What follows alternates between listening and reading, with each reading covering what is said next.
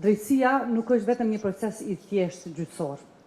Ajo është moment kur zëri i tyre dëgjohet, si tha edhe Vaslia, kur e vërteta del në pa dhe kur dinjiteti fillon të rikthehet për ata që hyjnë në këto procese.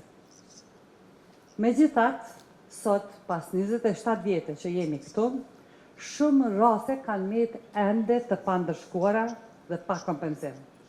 Mungesa e llogaridhënies jo vetëm që zgjat padrejësinë ndaj këtij grupi të ndjeshëm shoqëror, por e dëmton besimin në institucione dhe e thellon edhe më tej stigmën sociale. Pikërisht këtu fillon dhe vazhdon misioni i Qendrës Kosovare për rehabilitimin e të mbijetuarve torturës. Kemi 4 vendime gjyqësore, kemi një rast të konfirmuar nga Gjykata Supreme dhe kemi rreth 70 gra edhe burra që me kujdes janë përgatitur, është përpunuar traumat e tyre dhe tash janë pjesë e dëshmive, më shpresë që edhe këto 70 histori njerëzore të arrijnë të fitojnë drejtësi. Mirë, po a jemi të kënaqur me gjithë këto arritje? Padyshim që ne i gëzohemi momentit kur të mbijetuarit e marrin drejtësinë, por si do që tjetë sfidat në procesin gjyqësor vazhdojnë. Po harrojmë faktin që dhuna seksuale si armë lufte kundër grave, vajzave, fëmijëve dhe burrave tanë ka qenë një instrument i cili ka synuar të thyej shpirtin e kombit ton, shpirtin e popullit ton. Kushdo, cila do grua, vajzë, fëmijë apo burr ka mundur tjetë viktim e dhunës seksuale në vitet 1998-1999. Ka qenë thjesht rastësi kujt i ka qelluar të jetë në vendin jo të duhur në atë moment.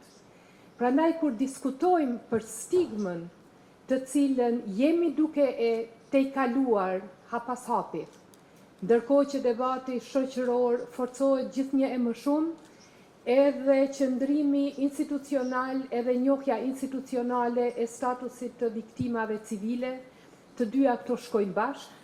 Mirë, po ndërkohë që diskutojmë me të madhe, mos të harrojmë që ka mundur tjetë fati i secilës grua, secilës vajzë, secilit burr dhe secilit djalë në vendin tonë. E vërteta e hidhur është shumë prej autorëve të këtyre krimeve ndodhen sot në Serbi, të mbrojtur nga një shtet që vazhdon të ofrojë strehë kriminalëve të luftës në vend si të vërë ata përballë drejtësisë. Në këtë drejtim, Republika e Kosovës nuk ka qëndruar duar kryq. Gjatë mandatit të kaluar, Ministria e Drejtësisë nën udhëheqjen e tashme ushtruese së detyrës të Republikës së Presidentit të Republikës së Kosovës, Alborina Hoxhiut, ndërmori hapa të rëndësishëm për forcimin e kapaciteteve tona në ndjekjen e krimeve të luftës, përfshirë krijimin e bazës ligjore për zhvillimin e gjykimeve në mungesë në rastet kur të dyshuarit fshihen jashtë jurisdiksionit të Republikës së Kosovës, si dhe zgjerimin e kapaciteteve institucionale për hetimin dhe ndjekjen penale të këtyre krimeve.